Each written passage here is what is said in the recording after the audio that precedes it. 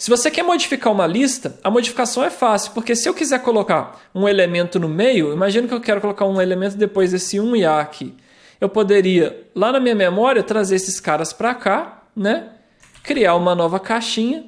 Vou mudar o endereço de memória desse cara aqui para ele apontar para essa caixinha aqui agora. E vou mudar esse ponteiro que ficou perdido aqui para sair daqui e apontar para cá. Eu consigo ir mudando isso na memória, eu consigo ter flexibilidade.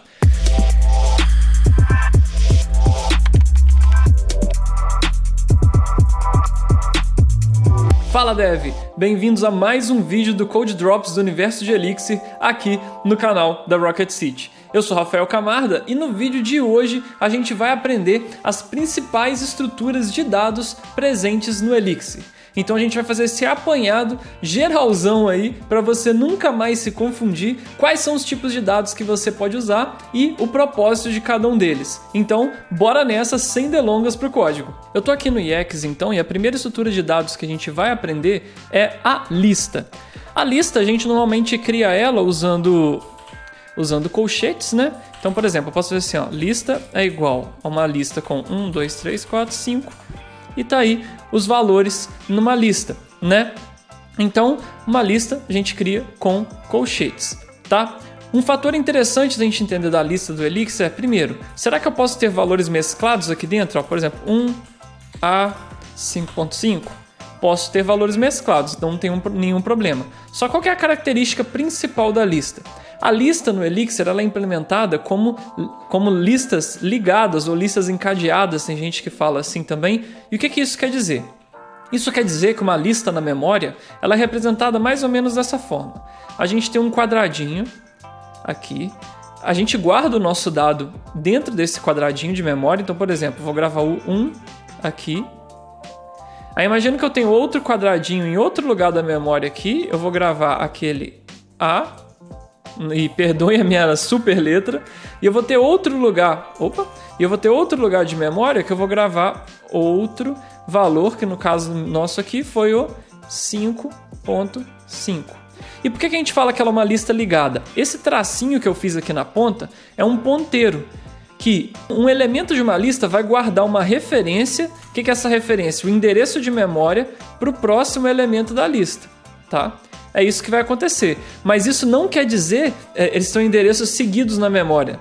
Eu esqueci a palavra correta, é contingentes? Não. Tem contíguos, isso, contíguos. Eles não estão em endereços contíguos na memória. O que quer dizer que a memória do nosso computador é como se fosse um gaveteirinho assim, né? Então imagina um gaveteiro com várias gavetinhas, tá? E cada gavetinha tem um endereço. Então, por exemplo, aqui é o endereço 1, 2, 0, 1, 2, 3, 4, 5, 6 e 7, tá? Isso quer dizer que o 1 vai estar no 0, o A vai estar no 1 e o 5.5 vai estar no 2? Não, o 1 pode estar aqui, né? O A pode estar aqui, o 5.5 pode estar aqui, tá? Mas cada elemento guarda referência. Então aqui vai estar o endereço 0, falando que o próximo elemento da lista... Opa, 0 não. 1, né? Quer dizer, 4. O A está no 4. Aqui estaria o 4, falando que o próximo elemento da lista está na posição 4 e o A aqui guardaria também aqui o endereço 7, falando que o próximo endereço da lista estaria na posição 7 de memória, no endereço de memória. Isso é a definição de uma lista ligada. E por que isso é importante? Isso é importante para a gente entender de uma lista que, primeiro, percorrer toda a lista pode ser custoso ou não. A gente fala que isso tem complexidade O de N. O que quer dizer O de N? Que a complexidade de percorrer toda a lista, de encontrar um elemento nessa lista, é o tamanho da lista. No caso, N aqui seria o tamanho da lista. Por quê? Quanto mais a lista cresce, mais eu vou ter que ir andando e procurando um por um elemento através dos endereços de memória para percorrer toda essa lista. Então, se a gente tem uma lista 1, 2, 3 e 4, se eu quero pôr um elemento novo nessa lista, é muito mais barato eu colocá-la no início, porque eu sempre tenho um ponteiro que aponta para o início da lista, tá? Então é mais fácil eu colocar um novo elemento, eu até tenho um operador para isso, ó. Eu posso colocar aqui agora um set no início da lista, colocando esse pipe aqui, ó. Deixa eu ver o que eu fiz de errado. Deixa eu ver o que eu fiz de errado aqui. Não sei se é porque eu dei esses espaços. Não, ó. Head, tail. Deixa eu ver, deixa eu ler aqui. Deixa eu tentar lembrar que eu estou fazendo errado. Ah, sim. Na verdade eu estava fazendo certo e errado ao mesmo tempo. Por quê? O certo seria eu fazer assim, ó. List é igual 1, 2, 3, 4. Tá aí. E agora se eu quero pôr um novo elemento na lista, eu colocaria assim, ó. 4, pipe, list. Na verdade 4 já existe, né? Então vamos pôr um outro valor aqui. 7. Agora sim, ó, eu criei uma nova lista com o 7 no início. Mas lembrando, aqui a gente está no contexto de imutabilidade. Mas por que na lista, na imutabilidade, mesmo com imutabilidade, eu estou criando, entre aspas, uma nova lista aqui, eu não estou gastando mais memória. Nesse exemplo, o que aconteceria? Eu estou criando um novo elemento lá na memória, 7, que vai ter um ponteirinho, né? Igual daquela forma que a gente viu lá no desenho, que aponta para a lista antiga. 1, 2, 3, 4. Tudo bem? E lembrando que cada elemento aponta para o próximo aqui também. Então a lista, para eu aumentar ela de tamanho, não necessariamente ela gasta mais memória, porque eu vou reaproveitar toda a cauda da lista. E o que é cauda da lista? Quando a gente está trabalhando com uma lista, tem um conceito de head e tail. Head é um ponteiro especial. Eu posso até usar o HD aqui de head, que aponta para o primeiro elemento da lista. Então eu posso dizer assim, 1, 2, 3, 4, 5, 6, 7, 8. Ó, o head, que é o HD aqui, é o 1. E o tail, que eu posso representar por TL. Não é tail? Ah, eu mesmo falei que eu posso representar por TL e digitei tail, né? O tail, que eu represento pelo TL, é a cauda da lista. O que é a cauda da lista? É todo o restante que não é o head. Por isso que é o 2, 3, 4, 5, 6, 7, 8. Tá? Então, o head é o HD, que é o primeiro elemento, e eu tenho essa referência sempre gravada, e o tail, o restante da lista. Tá? E isso eu poderia até usar para fazer pattern matching. Por exemplo, eu poderia fazer assim, ó. Head, pipe, tail é igual uma lista 1, 2 e 3. Se eu fizer head agora, eu tenho 1, e se eu fizer tail, eu tenho a cauda da lista 2 e 3. Tá?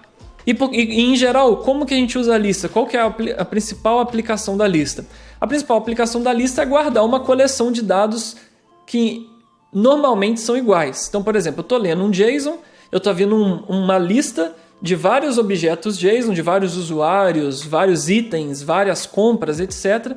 E normalmente eu vou gravar essa coleção numa lista, porque eu vou ter que percorrer toda essa lista para produzir um relatório, para enviar uma resposta, para processar esses dados na API. Eu tenho que percorrer todos esses elementos. Então, normalmente é a lista que é utilizada. A lista também tem o módulo list. Então, se você fizer aqui, ó, list.tab, ó, você vai ver todas as funções que tem no módulo list. Então, por exemplo, a gente pode fazer um list.first, que é a mesma coisa do head. Ó, se eu até pôr um H antes para ter a documentação, olha só, o list.first de uma lista vazia, new, list.first de uma lista com 1 é 1, list.first de uma lista 1, 2, 3 é 1 também, tá? Então, sempre que você tiver alguma dúvida, se existe alguma função para a lista, tem aqui o list. Vai ter essas funções. Por exemplo, o insert at. Então, vamos testar, ó. Se eu fizer um list.insert at, então tem uma lista aqui, 1, 2, 3, 4, 5. Vou passar aqui que eu quero inserir um elemento. Se eu não me engano, é primeiro o elemento e depois a posição que eu quero inserir. Vamos ver se eu estou certo. Eu quero inserir o elemento 3 na posição 0, que é o início da lista. Vamos ver se isso vai funcionar. Não, é o contrário, ó. Olha só, é a posição depois do elemento. Por isso que o 0 veio parar aqui no meio, ó, porque é a posição 0, 1, 2 e 3. Tá? Então vamos fazer o inverso. Ó. Eu quero colocar na posição 0 o elemento 3. Agora sim, ó, eu tenho 3 no início da lista. Claro, a gente poderia ter verificado isso com a documentação, lembrando sempre, você poderia ter dado um H aqui e visto toda a documentação da lista. Mas nem tem muito o que a gente explorar da lista. Normalmente, nesse uso que a gente vai utilizar. A gente ter uma coleção de dados vindo de uma API ou enviando para uma API, uma coleção que eu preciso percorrer ela toda e executar alguma função sobre essa coleção, transformar toda uma coleção de dados, é a lista que normalmente vai agrupar toda uma coleção de dados que normalmente os dados são similares, têm características parecidas entre si, tudo bem? E se tiver alguma dúvida, vá na documentação do List e veja todas as funções prontas que já tem para você utilizar e saber como você utiliza. Lembrando da questão que eu te disse de elas serem listas ligadas, de ter essa complexidade de O de N para a maioria das operações e de ser mais fácil colocar algo no início da lista e mais rápido, no caso, do que no fim da lista. Outra estrutura que a gente tem são as tuplas. A gente já viu em outros vídeos, se você está acompanhando toda a série de vídeos, as tuplas, mas as tuplas é normalmente quando a gente cria uma tupla, por exemplo, assim, ó, ok e valor, né? Ou, por exemplo, um error e uma mensagem. Então, ou seja, aqui a gente já vê que as tuplas a gente cria com chaves, né? E uma tupla é muito parecido talvez com o que você está acostumado com um array ou com um vetor em alguma linguagem. Eu posso ter N elementos aqui também, por exemplo, poderia ter uma tupla com 1, 2, 3, 4, 5, 6, ou valores mesclados, igual aqui em cima eu tenho um atom e uma string, um atom e uma string, tá? Mas normalmente é dessa forma aqui que a gente vai ver o uso das tuplas no Elixir. A gente usa muitas tuplas para definir retorno de funções e controlar o nosso fluxo de execução. Se você não viu ainda nosso vídeo sobre controle de fluxo no Elixir, que foi, se eu não me engano, o último vídeo, se eu não estou enganado, vá conferir o vídeo, você vai ver mais extensivamente o uso de tuplas e vai entender, em geral, como as tuplas funcionam e para que elas servem. Mas eu posso te dar um exemplo rápido aqui, que o uso mais comum de uma tupla é ser retorno de funções. Então, por exemplo, vou tentar ler um arquivo aqui que não existe, com file.read, e ele me devolveu uma tupla com error e o nome do erro. Tá? Se esse arquivo existisse, igual, vamos criar um arquivo aqui, touch test.txt. Opa, test.txt. Agora vamos voltar ao EX. Deixa eu limpar a tela. E dar um file.read, Agora eu recebi um OK, só que uma string vazia, porque o arquivo existe, mas como eu não escrevi nada lá dentro, ele é uma string vazia. Normalmente as tuplas, então, têm essa característica de ser retorno de funções, um retorno mais inteligente, por assim dizer. A gente usa extensivamente ela no Elixir, quase que toda vez com esse uso. Eu tenho um OK e o resultado da minha operação, ou um atom de erro e qual o erro que aconteceu. Normalmente, então, tuplas são retorno de funções e a gente utiliza isso para controlar fluxo. Então, se você não viu o vídeo de controle de fluxo, vá lá conferir. Mas o mais importante de eu falar de tupla aqui nesse vídeo, que a gente está tratando especificamente de estruturas de dados, é a gente entender um pouco a diferença da tupla para a lista, que é uma confusão um pouco comum dos iniciantes no Elixir. Diferente da lista, que como a gente já viu, e aqui eu estava até relembrando alguns conceitos no Elixir School sobre coleções, que tem muito do que eu estou falando hoje na aula e você pode conferir aqui também como uma referência para você, mas vamos aqui no Xcalendrall. Se você quer modificar uma lista, a modificação é fácil, porque se eu quiser colocar um elemento no meio, imagina que eu quero colocar um elemento depois desse 1 e A aqui. Eu poderia, lá na minha memória, trazer esses caras para cá, né? Criar uma nova caixinha, vou mudar o endereço de memória desse cara aqui para ele apontar para essa caixinha aqui agora e vou mudar esse ponteiro que ficou perdido aqui para sair daqui e apontar para cá. Eu consigo ir mudando isso na memória, eu consigo ter flexibilidade. Só que a tupla não. A tupla, lembrando desse desenho que eu fiz da memória, todos os elementos estão em endereços contíguos de memória, ou seja, estão em endereços em sequência, um após o outro. Então, se eu fizer uma lista, por exemplo, igual uma tupla, na verdade, igual a gente viu ali, de OK e error, eu ia ter aqui o OK e aqui a mensagem do que aconteceu, tá? Sempre endereços contíguos de memória. Então, percorrer uma tupla é mais barato. Por quê? Eu consigo só seguir incrementando um endereço de memória por vez e ir lendo essa tupla. Já na lista, não. Eu tenho que sempre ler o elemento, ver para onde ele aponta na memória e ir para o outro elemento. Ler o elemento, ver para onde ele aponta e ir para o próximo. Sendo que aqui eu só incrementaria o endereço de memória para percorrer. Porém, modificar uma tupla é muito mais caro. Por quê? Como ela está em endereço contíguo de memória, eu não consigo simplesmente deletar algo aqui e passar para cá. Eu teria que copiar toda essa tupla para um outro endereço de memória. Então vamos supor que estava aqui longe. E eu copiaria o OK e mudaria a mensagem aqui para uma outra mensagem, sei lá, tá? Então, tuplas não tem a característica da lista ligada, então se eu quiser modificar, inserir um elemento no início, no fim, que seja, eu vou ter que duplicar esse conteúdo na memória, tá? E lembrando que a gente está na linguagem funcional, um contexto de imutável. Mas, de novo, veja a aula de controle de fluxo e todas as aulas que a gente está trazendo aqui, também a aula de pattern matching, estou sempre falando aula, confundindo com os vídeos que eu gravo para o Ignite, para a NLW, né? Mas, na verdade, veja o vídeo sobre controle de fluxo e também veja o vídeo sobre pattern matching. No vídeo de pattern matching a gente explora um pouco mais as tuplas e a gente observa qual é o uso fundamental da tupla, que é ser retorno de funções, igual a gente viu no FireRead, e não necessariamente uma coleção de dados que eu vou percorrer do início ao fim e guardar dados similares ali. Não é esse o uso da tupla normalmente, tudo bem? Uma outra estrutura de dados que a gente tem também, a gente acaba usando muito nos nossos projetos, mas indiretamente nem sabe que está utilizando, são as keyword lists. As keyword lists, elas são como se fosse a junção da lista com a tupla, por isso que primeiro a gente vê a lista e depois a gente vê a tupla para ver a keyword list. A keyword list, vou até criar ela como K aqui, ela é como se fosse uma lista de tuplas, onde o primeiro elemento eu tenho uma chave, que é um atom, então na verdade deixa eu mudar aqui, por exemplo, chave 1, e o segundo elemento é um valor, então valor 1, por exemplo, e vou criar agora uma outra tupla aqui com outra chave que é um atom aqui, por exemplo, chave 2, valor 2. Isso aqui é um keyword list, e você pode ver que aqui ele até representou pra gente com uma lista com chave valor, tá? Normalmente, quando são utilizadas as keyword lists? E detalhe, antes da gente ir para o uso, tá vendo que ele mostrou esse syntax sugar aqui embaixo de uma forma mais simplificada de escrever? As duas formas são iguais. Eu só criei da forma de cima para você ver que ela é uma lista de tuplas, mas normalmente a gente cria do jeito de baixo, tá? Tanto que se eu perguntar para o Elixir se as duas são iguais, olha só, ele me fala que é igual e eu poderia ter feito o K dessa forma aqui, que funcionaria do mesmo jeito. Keyword list, como a chave é um atom, obrigatoriamente, e o valor pode ser qualquer valor, normalmente a gente utiliza o keyword list para definir opções de funções, configurações, tá? Funções que recebem uma lista de opções, eu tenho que percorrer essa lista de opções, normalmente é esse o uso do keyword list, tá?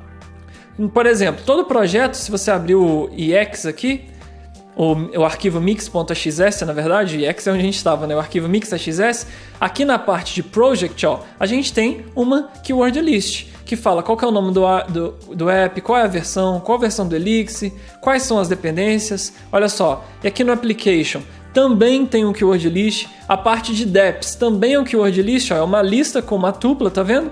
Então, os keyword lists estão presentes em toda a aplicação Elixir, mas normalmente a gente utiliza para configurações, para setar definições de funções, normalmente é esse que é o uso do keyword list, que nem vale muito a pena a gente ficar brincando com o keyword list, indo e vindo aqui com as funcionalidades do keyword list, porque o importante você saber é que ele existe nesse caso e qual é esse uso, que é passar funções. Então toda vez que você vê um código, por exemplo, lá no Phoenix a gente faz assim, por exemplo, render user.json, 2 pontos e um valor. Ou quando a gente está trabalhando com Ecto, que a gente faz, por exemplo, from user, por exemplo, where, sei lá, u.id. Eu estou fazendo quase um pseudocódigo aqui, tá? Mas vocês entendem aí. u.id foi igual a 1, eu faço alguma coisa. Aqui eu estou passando keyword list, eu estou passando opções na minha query do Ecto também, e normalmente é esse o uso que a gente dá. Só em keyword list, de novo, a gente usa mais indiretamente, a gente não precisa perder tanto tempo com as keyword lists assim, tudo bem? E por fim, e talvez, na verdade não menos importante, mas mais importante, se a gente pudesse dizer assim, estão os maps. Os maps são a nossa saída para utilizar armazenamento de dados quando a gente precisa de uma estrutura chave e valor para enviar dados entre funções, entre APIs, para carregar ou fazer parser, na verdade, de JSON, é o map. Você talvez já pode ter visto o map como tabela hash ou hash table em algumas linguagens, ou como dicionário em outras linguagens, ou em algumas linguagens é map mesmo, e aqui no Elixir a gente chama de map. A sintaxe do map a gente usa o percent, abre e fecha chaves, e a gente tem chave e valor. Então, a chave pode ser um átomo, por exemplo, A1, B2, C3. Opa, faltou um espaço aqui, tá? A1, B2, C3. Ou poderia ser também strings, tá? Com strings, normalmente a gente utiliza essa sintaxe utilizando o string, a setinha e o valor, tá? Mas tem uma diferença de uma abordagem e outra. Quando eu crio um map com a primeira abordagem, se eu fizer assim, ó, map é igual isso daqui, eu posso acessar os valores do map com ponto, então map.a, eu tenho o valor de A, map.b, eu tenho o valor de B, ou eu posso utilizar também os colchetes, então map chave A, tá? Então eu tenho o 1 e o map chave B, o valor 2. Mas quando eu utilizo a sintaxe através de strings, então vamos copiar aqui e fazer a mesma coisa, ó, map é igual agora com strings. Se eu tentar fazer map.a, isso não funciona, tá? Porque para quando eu uso essa notação com ponto, com o dot aqui, é esperado que a chave seja um átomo. Quando a chave é uma string, eu posso acessar somente através do colchete e passando string aqui, tudo bem? Mas então, é vantagem eu ter essa sintaxe de string? Por que que o Elixir implementa essa sintaxe por string também? Principalmente isso existe porque o número de átomos em um app Elixir, apesar de muito grande, ele é limitado. Normalmente, quando a gente tem uma API na web e a gente está fazendo parser de JSON, o Phoenix, o Elixir, por default, vai adotar essa forma de transformação, porque como é uma entrada de dados externa que vem de um usuário externo que eu, programador, não tenho controle de quão grande possa ser um JSON que eu vou receber, por exemplo, o número de átomos máximo que eu posso ter, apesar dele ser muito grande, ele poderia estourar, tá? Então, já que as chaves como strings não teria esse limite, mesmo que esse limite seja muito grande, quando a gente está fazendo parser de dados de uma API, por exemplo, a gente tende a preferir utilizar a notação com strings para evitar essa vulnerabilidade. Mas claro, internamente na minha app, no meu software, né? Nos meus códigos, sempre a gente pode priorizar a notação com átomos mesmo para poder acessar das duas formas, daí como você achar mais conveniente, tudo bem? Então, da mesma forma que eu te mostrei aquele merge, né, das listas com as tuplas, normalmente a gente vai ter uma lista de maps, né, que é o mais comum. Imagina que eu tenho um map que representaria um usuário, por exemplo, name, Rafael, age, 27, sei lá, e CPF 1, 2, 3, 4, 5, 6, 7. Imagina que eu tenho isso aqui. O que normalmente a gente teria seria uma lista, por exemplo, li isso de uma API, eu teria uma lista de usuários com vários maps lá dentro. Então eu teria aqui o usuário 1, o usuário 2, o usuário 3 e assim por diante. É normalmente o que a gente vê aí por aplicações e que talvez seja mais familiar para você. Uma lista de maps aqui e, por exemplo, eu poderia percorrer essa lista. Então agora eu tenho a lista de users, né? Tá aqui. E sempre que a gente for trabalhar com qualquer coleção de dados, seja uma lista, seja um map, seja uma tupla, a gente tem o módulo enum. O módulo enum vem de enumerable, que são funcionalidades para a gente percorrer ou trabalhar ou iterar sobre todos os elementos de uma coleção. A gente vê que tem várias funções aqui, muitas importantíssimas, e a gente pode ter um vídeo só do enum mais para frente, não cabe eu entrar aqui agora nesse momento, mas só de curiosidade, por exemplo, eu poderia fazer um enum.map, passar a lista dos users, tá? E para cada user eu quero pegar só um nome. Então vou fazer assim, ó, user.name end. Olha só, agora eu tenho uma lista só dos nomes dessa coleção, porque eu passei para o meu enum.map uma função anônima que pega só o nome do usuário, e o map vai ser muito utilizado junto com a lista quando a gente tem essas coleções de dados, principalmente de APIs que a gente está passando de um lado para o outro, geração de relatórios, etc. Mas também em passagem de parâmetros entre funções. Então é muito comum eu utilizar o map para passar parâmetros, para, ao invés de eu passar 5, 6 parâmetros e esses parâmetros sem significado, por exemplo, imagina que eu tenho um módulo.função e eu passo vários parâmetros, por exemplo, 5, 6, 7, 8, ou 5, Rafael, sei lá, 1, 2, 3, 4, 5, 6. Isso aqui não significa muito, né? Quando eu estou passando os parâmetros. Mas se eu passasse um map, por exemplo, se eu passasse name, Rafael, age, 27, CPF, 1, 2, 3, 4, 5, 6. Dessa forma, eu estou dando mais significado aos meus dados, trazendo as chaves aqui para agrupar esses dados no meu map e para esse map ter mais significado através das chaves e eu entender nas minhas funções quais argumentos eu estou recebendo ali. Tudo bem? Tem como eu fazer pattern matching nessas estruturas? Não só no map, mas todas as outras que a gente viu? Tem como. Por exemplo, o map. De novo, vamos fazer esse map aqui, ó. Vamos chamar ele de user. Eu poderia fazer assim, ó. Vou fazer o pattern matching de age numa variável x é igual user. Olha só, ele retornou o próprio map, só que no pattern match a gente já viu isso, mas repetindo, aqui eu estou verificando que eu tenho uma chave do tipo age e gravando a idade numa variável x. Se eu pedir x aqui agora, eu tenho o valor de 27. Por que no pattern matching do map eu não preciso passar todas as chaves?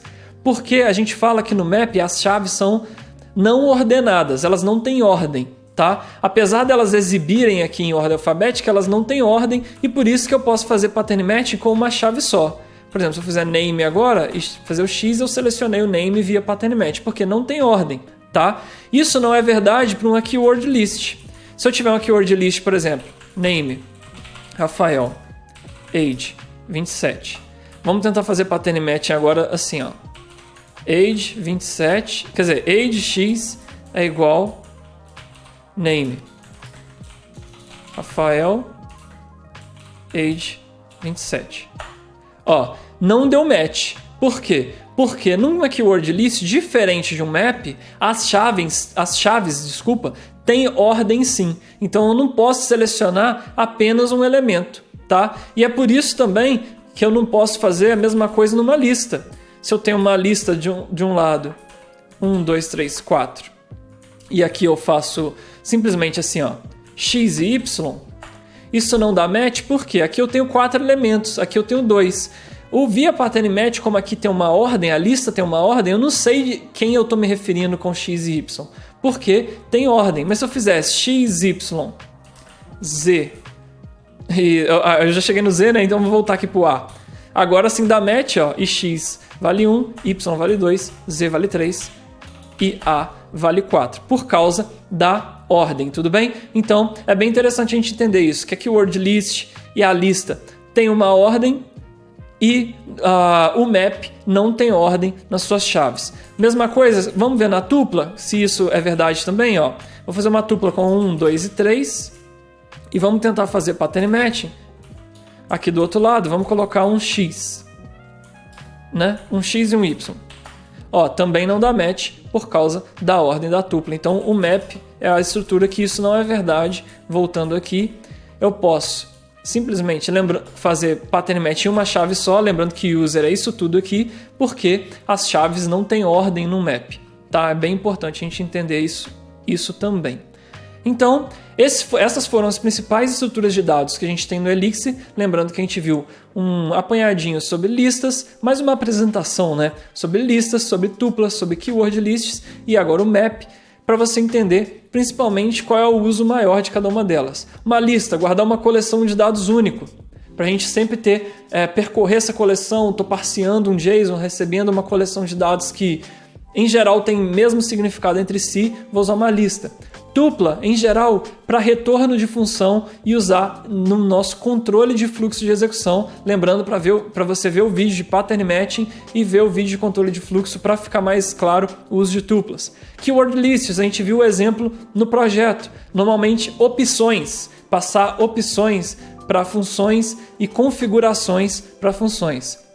E o map, um agrupamento de dados que tem significado entre si, ou seja, que eu estou representando um usuário, estou representando um item, estou representando algo. Passar parâmetros para uma outra função, fazer pattern match em uma chave só e aquele uso mesclado, que é o mais popular, que a gente viu por último, que é uma lista de maps que é o exemplo mais voltado para a vida real, por exemplo, quando a gente está parceando um JSON de uma API, coletando dados e fazendo essas informações. A gente ainda tem uma outra estrutura que são structs, que em algum momento eu vou trazer um vídeo também para vocês explicar a principal diferença das structs para o map, que elas são estruturas bem parecidas, mas tem algumas diferenças, mas não vai ser no vídeo de hoje. No vídeo de hoje eu queria dar uma apresentada mesmo em quais estruturas de dados a gente tem, as mais comuns, e como normalmente a gente utiliza elas, mesmo que a gente não esteja vendo isso num projeto diretamente. Então é isso, pessoal, esse foi um aulão, esse foi um resumão das principais estruturas de dados do Elixir e em qual contexto a gente utiliza cada uma delas. Se você quer um vídeo mais específico, a gente utilizando dentro de um projeto essas estruturas de dados ou algumas delas,